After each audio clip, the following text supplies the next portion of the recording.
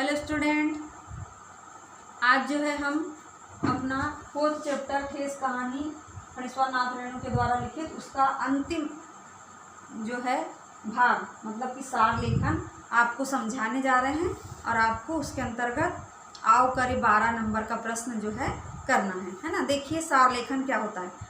अपठित गद्यांश है ना।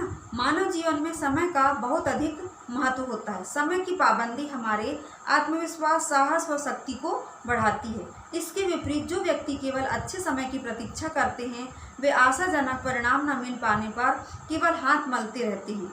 जो व्यक्ति समय के महत्व को नहीं समझ पाता वह कभी भी अपने जीवन को सफल नहीं बना सकता।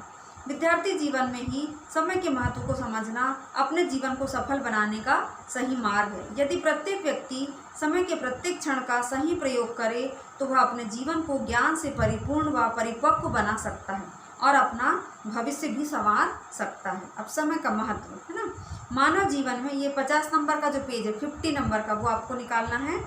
उसमें देखिए समय का महत्व। मानव जीवन में समय का बहुत अधिक महत्व है। जो व्यक्ति समय का सदुपयोग नहीं करता है वह सदैव अपने लक्ष्य को प्राप्त करने में असफल रहता है। इसके विपरीत समय के प्रत्येक क्षण का सदुपयोग करने वाला प्रत्येक व्यक्ति सफलता की ऊंचाइयों को चूमता हुआ आगे बढ़ता जाता है। अब है अगला, देखते जाइए।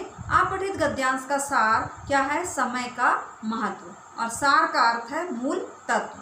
अब यहाँ छोटे वाले बॉक्स में लिखा है किसी गद्यांश या अनुच्छेद के मुख्य भावों तथा विचारों को कम से कम शब्दों अथवा वाक्यों में लिखना क्या कहलाता है?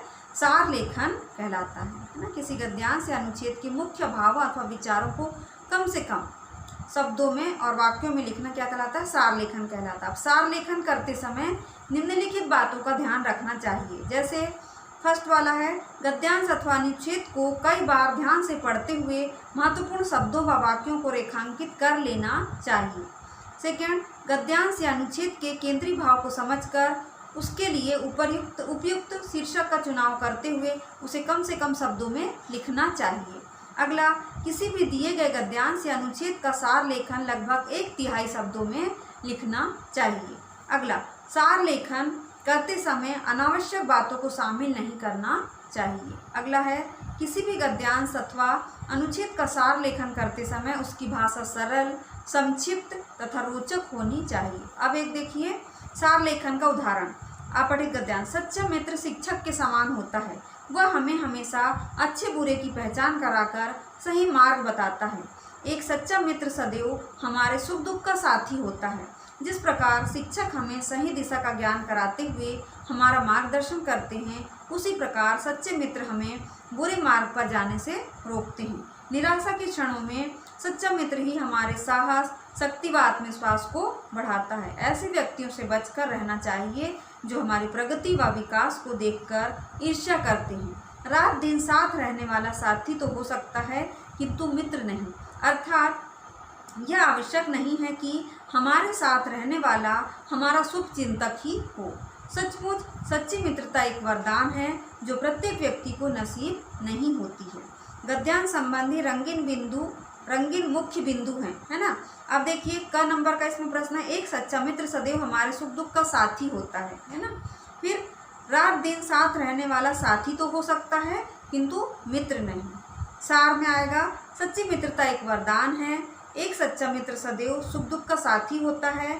सच्चा मित्र प्रेरणा देने वाला, सहायक और मार्गदर्शक की भूमिका निभाता है और हमारे जीवन को पथभ्रष्ट होने से बचाता है। साथ रहने वाला सच्चा मित्र हो यह आवश्यक नहीं है। शीर्षक क्या आएगा?